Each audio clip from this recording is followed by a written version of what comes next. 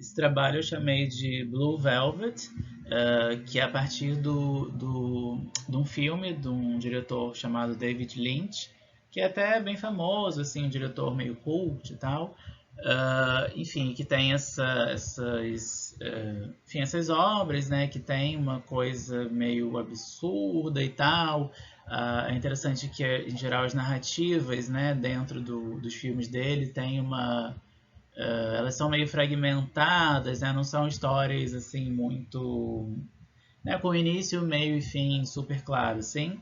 E aí nesse caso eu trouxe especificamente esse filme que chama Blue Velvet, né? E que no início do filme, Blue Velvet é veludo azul, né? E aí você tem no início do filme essa grande cortina azul que parece uma cortina assim meio teatral, mas que não é vermelha, né, de um azul assim. E eu construí, enfim, essa obra utilizando esse veludo, é um veludo, de fato, veludo azul, né? Chama de veludo molhado esse material, né, esse tecido.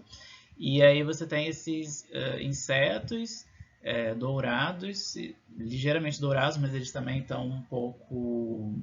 Enfim, você tem ali um douramento, mas eles estão meio desgastados, assim. Lembra um pouco também aquele trabalho que tem o Espírito Santo, né, a pomba, assim, com aquele fundo dourado que também está ali meio desgastado, assim, né? E, enfim, essa é uma das referências cinematográficas, né, que eu trago para essa série, assim. E aí tem referências de tudo, né? Referências de documentário, referência, enfim, de cinema, enfim, tanto de blockbuster, né? Quanto desses filmes mais considerados mais cult, né?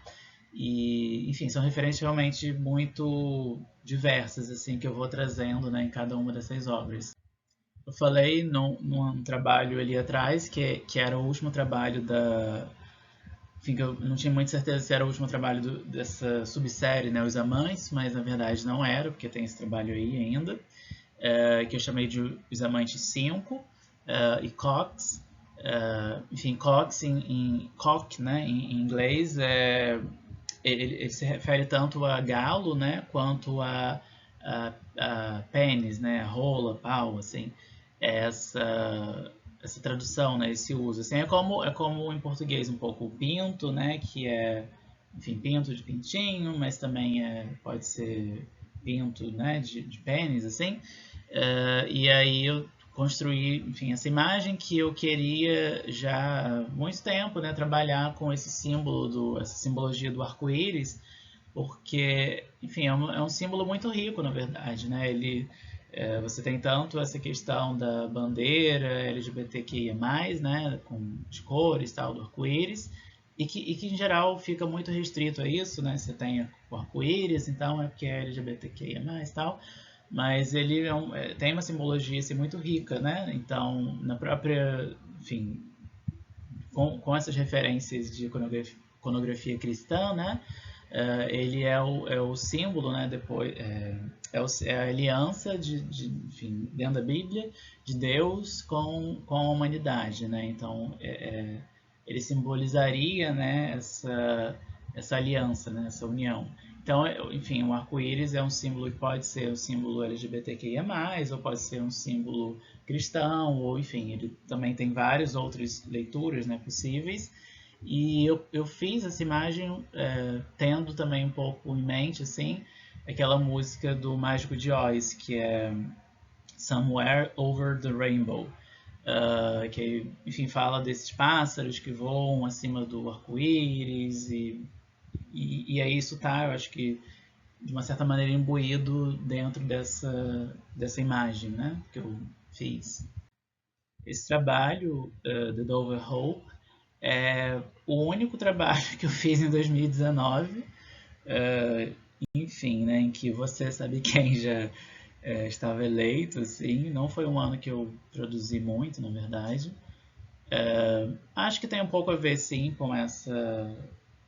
Enfim, eu acho que dá para perceber, né, que essas influências, digamos, externas ou referências e tal, elas aparecem muito, né? Eu reajo e isso aparece no meu trabalho, né? Então, enfim, de uma certa maneira, acaba que eu acho que todos esses trabalhos têm um pouco de autorretrato também, né, em certa medida.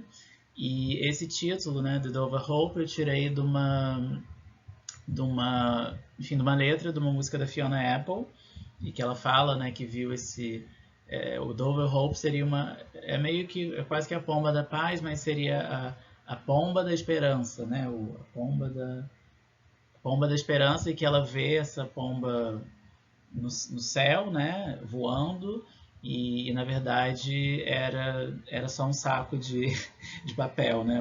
O nome da música é Paper Bag. Enfim, era só um saco de papel.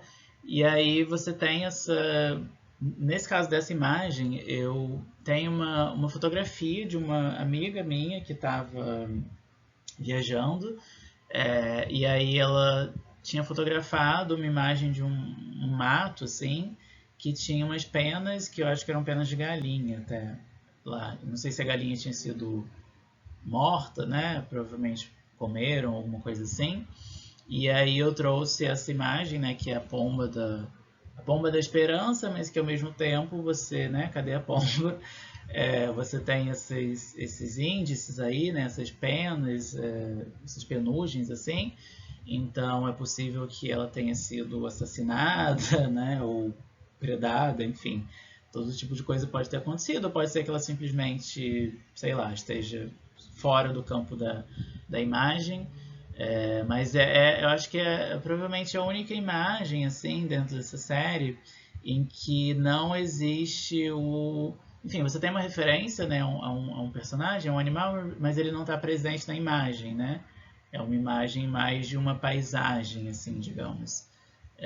E isso ocorre bastante na série cotidiana da Vilma, né? Mas dentro do meu trabalho, da minha série, essa é a única que tem enfim, essa ausência, né, digamos assim, na imagem. Aí dei uma pausa aqui para tomar um vinhozinho. Os bons drinks dela. Então vamos lá. Esse trabalho aqui chama Venus, né? E eu na verdade eu comecei assim ele a partir enfim, dessa figura, né, enfim, que é uma espécie de porta-joias. Eu não sei exatamente a função, assim. Isso é uma coisa curiosa, assim, porque várias vezes eu vou nessas lojas, né, e tal, e ver o que tem lá e observar, né, e compro, né, as coisas para o meu acervo e tal. E ao mesmo tempo, assim, muitas das vezes eu não tenho ideia do para que aquilo serve, assim, exatamente. Nesse caso daí, eu acho que essa figurinha, né, esse corpo aí, né, enfim, feminino, né, assim, acho que é um porta-joias, se eu não me engano, ou algo do tipo, assim. Enfim, eu me interessei, na verdade, eu me interesso de maneira geral por esses objetos, especialmente por objetos que têm essa ideia de um baixo valor, ou que fazem parte de uma baixa cultura, né, e do brega e etc., né, porque eu acho que isso diz, assim como as obras de arte que valem milhões, etc., dizem muito sobre o tempo em que elas foram feitas, né? Dizem sobre as pessoas, as relações sociais. Eu acho que esses objetos também que são, de maneira geral, até que assim desprezados por uma certa elite, uma intelectualidade e tal, eles dizem muito, né, sobre as nossas relações sociais, assim. E especificamente, né, esse objeto, assim, esse corpo, né, que enfim, é um corpo feminino, né, assim, possivelmente, né, representando aí uma mulher sem cabeça e sem braço, né. Enfim, eu acho, assim como o relógio, né, aquele relógio, enfim, que eu mostrei lá no trabalho O Ovo da Serpente, que é enfim, um relógio bélico, né, com armas e canhão e uma coisa masculina, tipo, a ideia, né, do feminino na nossa sociedade, assim, né, e especialmente, enfim, das mulheres e tal, é também muito a maneira como isso aparece, né, nos objetos, assim, eu acho que diz muito, assim, das relações, né, na verdade. E, enfim, eu particularmente tenho um certo incômodo tive, né, um incômodo com esse objeto, assim, dessa figura feminina, né, assim, que é que tem um certo padrão de beleza, né, digamos um padrão ali no corpo, né, como a cintura e o busto, né, e as medidas e tal, e ao mesmo tempo é representado sem cabeça e sem braços, né, é apenas um corpo de fato, assim, um corpo sem, inclusive cabeça, né? E isso enfim, isso você tem, e aí me lembrou um pouco, na verdade, também, assim, algumas figuras clássicas, algumas estátuas, né, clássicas, por exemplo, a Vênus de Milo, né, lá do Louvre, que ela não tenha, enfim, né, ela não foi feita dessa maneira, mas chegou, né, na atualidade sem os braços, né. Você tem a Vitória de Samothrace também, acho que é esse o nome, Samothrace, né, que é, enfim, tem até um clipe da Beyoncé que ela gravou um pedaço na frente, né, dessa estátua, e que também é essa figura feminina, né, lá da guerreira, e que vai na frente enfim, do navio e tal, mas que também enfim, não tem, né, cabeça e está cortada e tal. Me lembrou um pouco essas estátuas, né, clássicas, assim, gregas e greco-romanas, né? E ao mesmo tempo, enfim, essa figura, né, feminina, assim, que representa talvez um ideal de feminilidade, assim, no sentido do corpo e das medidas, e que ao mesmo tempo, né, não tem braços e não tem cabeça, assim. E aí foi a partir disso que eu construí esse trabalho. Eu chamei, enfim, inclusive de Vênus, né, porque essa deusa Vênus ou Afrodite, né, depende, né, se você está olhando para a Grécia ou para a versão romana, né, disso, assim. E que, enfim, é a deusa da beleza e do amor, assim, e as Vênus ao longo enfim, ao longo dos séculos, né, na verdade, elas vão representando esse ideal de beleza feminina, né?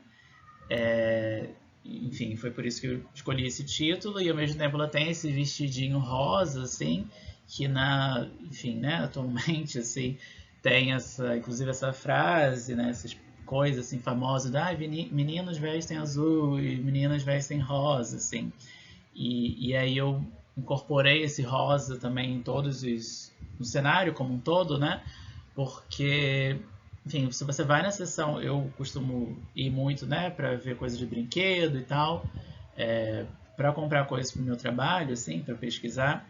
E aí, praticamente, a sessão, né, das meninas, aqui é dos meninos, ali é das meninas, é tipo tudo rosa, sabe? E isso é enfim, uma imposição, na verdade, né, de gênero, assim, inclusive, muito pesada, né? Assim, então aí você tem a panelinha rosa, e aí você tem o fogãozinho rosa e a vassourinha rosa, e aí você tem a bonequinha, que é um bebê rosa, para já ensinar que a função, né, principal da mulher na sociedade, ele já para menininha, ensinando isso, que é você ser mãe, né? Você existe para isso. Enfim, é tudo assim muito absurdo, né? E eu acho que esses objetos eles vão trazendo, né, indícios disso, na verdade. E por isso que eu, enfim, utilizo isso nos meus trabalhos, porque é uma maneira também de refletir, né, e de pensar sobre essas coisas, enfim, essas questões, enfim, de opressões, de tudo, né, de valores, né, sociais, assim. Então, foi a partir disso que construí esse trabalho. Esse trabalho, o Ninho, eu construí, na verdade, a partir da observação de um livro de naturezas mortas, que é esse livro aqui. Não sei se vai estar invertido. Ah, não, tá certinho, né? Enfim, é muito interessante. Ele conta, enfim, a história, né, da natureza morta, ou das pinturas de natureza morta, né, desse gênero. Enfim, dentro da arte, na verdade, europeia, branca, né, e tal. É uma história da arte, né, que é muito específica, assim. Mas, enfim, dentro dessa narrativa, assim, ele conta, né, os primórdios e tal, e é muito interessante, assim. E aí eu dei, enfim, de cara com o trabalho de um artista que chama Abraham Mignon, e ele é, enfim, um artista alemão, mas que viveu ali na região dos Países Baixos, né, Holanda e tal, e que ele enfim, tinha uma... Isso foi no século XVI, acho que eu tenho anotado aqui. Foi século XVII, né, que ele viveu, assim. E, enfim, e ele, dentro ele construía essas naturezas mortas, assim, que com muitos elementos e tal, e que estava muito, assim, ainda na época, né? Uma coisa interessante da natureza morta através do tempo, assim, dos anos, dos séculos, é que elas, enfim, os significados simbólicos, né, que são atribuídos, eles vão variando muito, né? Então você tem um período ali em que é uma arte que está extremamente ligada, por exemplo, né, à igreja, né, uma arte, enfim, cristã, né, uma arte moralizante que tem essa ideia de educação, né, e de uma certa maneira uma catequização, assim, né, da população, né, uma arte que está ali para moralizar e ensinar, né? E isso vai mudando ao longo do tempo, obviamente, né? Então, depois você tem enfim, mais à frente, né? Esses símbolos, né? De religiosos, tanto símbolos cristãos ou de, enfim, outras mitologias, né? Eles vão sendo transformados, assim, e até perdidos, né? Então, a natureza morta começa a virar uma espécie de expressão, enfim, dos pintores, né? E que a natureza morta trata da pintura, mais, assim, né, em um sentido técnico e tal, muito mais do que em trazer uma simbologia, enfim. Bom, e tendo dito isso, eu me deparei com esse trabalho desse artista, né, o Abraham Mignon, e que dentro dessas narrativas e do que ele construía, ele tinha essa peculiaridade, né, de sempre colocar um ninho com pássaros, assim, dentro enfim, dessa construção, né, imagética que ele trazia.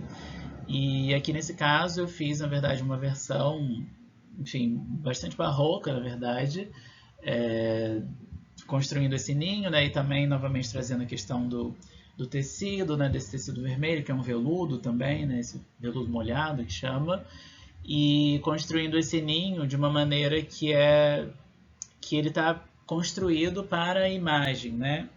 E isso é uma característica do trabalho do Mignon, assim, né, do Abraham, que é a maneira como as coisas estão dispostas, os animais, as frutas, etc., que compõem a natureza morta, é de uma maneira bastante teatralizada, digamos assim, né? Ela é colocada para a imagem, então não é exatamente uma coisa naturalista, né, ou realista, assim, ela é tudo construído para a imagem, né? Então eu trouxe esse ninho, né, dessa maneira, como eu vou mostrar um trabalho dele aqui na frente, próximo slide, e vocês vão entender melhor, assim. E aí, enfim, esse ninho que tá aí para ser, na verdade, visto, né? Enfim, e dentro disso eu tinha visto, na época que eu criei esse trabalho, um filme que chama Vivarium. Não lembro se é um filme, acho que é americano, e que é um casal que vai. É uma ficção científica meio distópica e com elementos de horror também, assim. Enfim, esse casal, né, que está procurando uma casa, um casal jovem e tal, e aí eles são levados para uma vila, um condomínio, assim, que é tudo muito igual. E lá eles ficam presos naquela dimensão e não conseguem, enfim, voltar para a vida deles. E lá eles têm que cuidar de um ser que parece um ser humano, mas que na verdade é algo meio alienígena. Não se sabe o que é exatamente. Mas é esse ser que enfim, que está ali dentro do filme como um cuco, né? Como esse pássaro que coloca os ovos no ninho, né? De outras espécies e que aí, enfim, os outros animais é que chocam e cuidam do filhote, né? E muitas vezes, dependendo, né, da espécie e tal, eles até jogam para fora, né?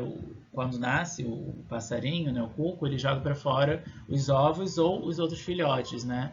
Em geral, ele cresce também muito mais rápido do que os outros passarinhos, então os pais ali, né, que estão cuidando, ficam se ocupando de alimentá-lo e às vezes os outros morrem. Enfim, eu trouxe também esse detalhe nesse trabalho com esse ovo, né, dourado, que é evidentemente muito maior, né, do que os outros que estão no ninho. Eu vou mostrar agora o trabalho do Abraham. Ó, essa natureza morta, e aí tem esse detalhe, né, desse ninho, que praticamente em todos os trabalhos dele tem isso, né? E que ele está colocado, né, de uma maneira que é para a imagem, né, uma montagem para a imagem, para a representação, na verdade. E, inclusive, assim, dentro, né, das leis da física, eles estariam talvez quase caindo, né, da coisa, assim. E, enfim, é a partir desse detalhe, né, enfim, do trabalho dele que eu produzi o meu trabalho, o Ninho. Nesse trabalho eu usei enfim, eu trabalhei, na verdade, a partir de uma referência de outro artista que eu também gosto muito, assim, admiro muito, que é o Leonilson, né? Que é uma referência, assim, acho que especialmente para artistas LGBTQIA+, assim. Ele, enfim, foi essa figura, né, grande figura, assim, da arte brasileira que trazia, né, essas temáticas homoafetivas e tal dentro do trabalho dele, né? E, enfim, é de uma preciosidade, assim, eu realmente admiro muito, assim, o trabalho dele. E aí, nesse caso, eu trouxe enfim, esse título, né, Morro pela Boca, Vivo pelos Olhos, é uma frase que está dentro de um dos trabalhos dele, assim, se eu não me engano é um bordado, né, que ele tem essa frase, assim, e essa imagem também desses peixes, né, ligados, assim, por enfim, essa corrente, esse laço, essa coisa, também vem de uma imagem de um documentário, na verdade, que, enfim, né, que conta ali um pouco do trabalho dele e tal. E aí você tem essa imagenzinha que é um desenho, assim, bem pequenininho que ele fez. E que são esses peixes, né, ligados por uma linha, assim. E aí, a partir disso que eu construí, né, enfim, que eu fiz essa imagem. E tem também a ver, assim, com o meu signo de peixes. Tem uma tatuagem aqui. Enfim, e aí também o símbolo, né, enfim, de peixes são esses dois peixes, né, ligados pelos, enfim, que estão em uma ligação, né, uma corrente, uma coisa assim, então, digamos, presos, né, um ou outro, assim. E aí, nesse caso, eu construí essa imagem dentro de esses peixes, na verdade, estão dentro d'água, e isso é um aquáriozinho que eu tinha, um aquário pequeno, então eles estão submersos. Parece que eles estão flutuando ou alguma coisa assim, né? Inclusive, uma coisa interessante, assim, de eu colocar aqui e pontuar, é que eu gosto de construir o meu trabalho, né? Esses cenários, assim, de fato, eu os faço, ilumino e fotografo, assim. Eu não gosto de, por exemplo, eu vou mexer no Photoshop para criar, não sei o que, tipo, eu acho muito chato, na verdade. E, enfim, é uma parte que tem que passar, né, depois na pós-produção da imagem para ajeitar o contraste, saturação, enfim, o brilho, etc. Mas eu não gosto, definitivamente não gosto de ficar construindo ou mexendo assim, muito no Photoshop. Eu acho chato, né? É um outro método, né, de trabalho, na verdade. Eu gosto de construir, né, os cenários, iluminar e fotografar. E aí, nesse caso, esses peixes estão presos na parede do aquário, né? E parece que eles estão meio flutuando ou voando, mas é isso, eles estão presos na parede, assim. Tem alguns lugares que dá para ver umas bolinhas, especialmente perto do fundo do aquário, você consegue ver umas bolinhas assim de ar que, enfim, que indicam, né, que eles estão na verdade dentro d'água, assim. E na verdade os peixes são eles estão assim bem próximos na verdade, né, dentro dessa construção da série, dos amantes, né, assim que eu vou trazendo, até poderia ser um possível, né, os amantes 6, assim. Eles estão, enfim, tem essa ligação, né, muito grande com esses outros trabalhos que trazem esses seres aí muito próximos, né, e que tem uma espécie de relação ou eventualmente um embate, né, algo do tipo, assim.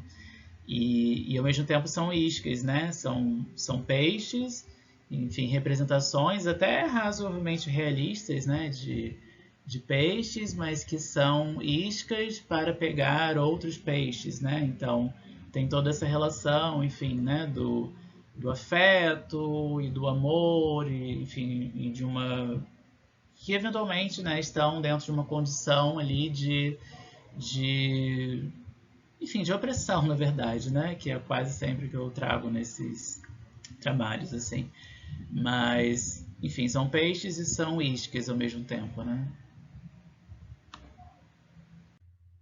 Esse trabalho, né, A Fonte do Amor, eu fiz, assim... Ele tem, na verdade, para mim, assim, eu trago um pouco isso no título, né, da fonte, relação com o trabalho do Duchamp, né? Enfim, que é um trabalho que para mim é a fundação da arte contemporânea, né? O século XXI começou ali com o Duchamp, né? Com os trabalhos dele, com os ready-mades, assim. Enfim, para quem não conhece, né, e está assistindo, ready-mades são esses, enfim, é como o Duchamp, né, esse artista francês, nomeou esses trabalhos que ele selecionava objetos, assim, enfim, no cotidiano, objetos que estão aí no mundo, e que ele deslocava esses objetos para o contexto, né, enfim, da galeria, da exposição de arte, e que aí nesse novo contexto esses objetos, né, o apontamento feito pelo artista e esse deslocamento traziam os objetos desse simples uso, né, cotidiano, ordinário, comum, para o status de obras de arte, assim. Então ele é, enfim, um artista muito importante, né, para a arte contemporânea, assim. E aí ele tem um trabalho especificamente, né, que é esse urinol, né, que é esse, enfim, é um lugar onde os homens vão mijar no banheiro masculino, sim. E aí, enfim, é um mictório, né, um urinol ou um mictório, na verdade. E ele chama esse trabalho de fonte, né? E coloca ele numa exposição, na verdade, né? Que depois acabou sendo meio tirado da exposição e tal. E isso evidentemente gerou um escândalo, assim, na época, né? E, enfim, acaba sendo uma espécie de homenagem, de referência que eu trago, assim, nesse trabalho, né? E que eu chamei de A Fonte do Amor, assim, muito, assim, por conta de uma certa prática, né? De homens gays e tal, enfim, de alguns núcleos, né? Enfim, que se chama banheirão, né? Que são esses relações ali sexuais e tal que acontecem nesse contexto de banheiros públicos, assim, né? Especialmente nos mictórios e tal. Enfim, por isso eu trago, na verdade, esse título A Fonte do Amor. E, enfim, não só por isso, mas também na verdade, essa imagem, né, esse fundo, esse cenário, assim, é um mictório de fato. Eu comprei um mictório para fazer esse trabalho, que estava bem barato, assim, quando eu morava lá na Lapa. E aí eu construí essa imagem dentro do mictório, assim. No caso, eu tapei com uma massinha preta, massa de modelar mesmo, assim, os buracos, né, para a água, enfim, não vazar, não ir embora, e ao mesmo tempo dando esse aspecto enfim, de deformidade, né, de uma coisa cartunesca, de um desenho, um quadrinho, porque você não tem os buracos certinhos, né, eles estão, enfim, eu fui manejando, né, as laterais, né, de forma a ficar uma coisa, enfim, um pouco disforme e tal. E aí esses peixinhos são esses peixinhos de brinquedo, né, assim, daquele brinquedo que fica girando e tal. Esses peixinhos ficam abrindo a boca, assim, e aí você pesca, né, com uma varinha, assim, ou com um imã, ou alguma coisa do tipo. E aí, enfim, isso também remete, né, a uma outra prática, assim, de fetiche e tal, que é o Golden Shower, né? Que inclusive, enfim, ele ficou famoso, né? Logo, acho que foi em 2019, no Twitter do presidente Bolsonaro, ele perguntou o que era o Golden Shower. Isso despertou uma certa comoção nacional, uma atenção, né? Esse termo, prática, né, fetichista. Então, essa ideia deles estarem também com essas bocas abertas, no mictório, né, isso traz enfim, essa tensão homoerótica, né, para a imagem, ao menos dentro do que eu estava pensando, né, quando eu construí isso. E aí tem esse limiar da água, inclusive, né, que ela tá bem no limite ali, especialmente nesse peixinho do meio, né, de começar a entrar, né, enfim, na boca desses personagens. E, enfim, é por isso tudo que eu titulei, né, a imagem como a fonte do amor. E falando em Duchamp, essa imagem, né, essa obra, Os Pássaros da Boa Sorte, eu fiz bem a maneira de um ready-made, né, digamos assim, porque eu havia mudado, né, com meu marido para uma casa lá em Petrópolis e aí enfim, essa imagem, né, essa construção já estava lá. Na verdade, eu levei, né, esses pássaros que são tissurus, né, o nome, assim. E aí tem essa lenda, né, de que se você faz, eles na verdade são uma dobradura, né, uma espécie de origami. E aí se você faz 1000, parece desses, né, um por dia ou algo assim, você tem um desejo atendido, né? Então tem essa relação com a boa sorte e tal, e por isso que eu trouxe esse título, né? Acabou que eles não deram assim muito boa sorte lá na época, não. A gente se mudou, acho que pouco tempo depois desse local, assim, tivemos algumas questões lá, né? Mas é uma imagem que, enfim, que eu não, eu digo assim que foi um ready-made, né? Mas que eu não, a iluminação, por exemplo, é a iluminação natural, né, do ambiente. Estava numa janela na frente da mesa que eu de trabalho, né, em que eu ficava ali trabalhando e tal. E aí foi uma coisa que eu vi e basicamente, enfim, mexi um pouquinho e tal e fotografei, assim, né? E então ela é uma imagem que não tem assim uma construção, né, de o cenário tal e a iluminação tal, então por isso que eu digo, né, eu chamo de um ready-made assim dentro dessa série cotidiana.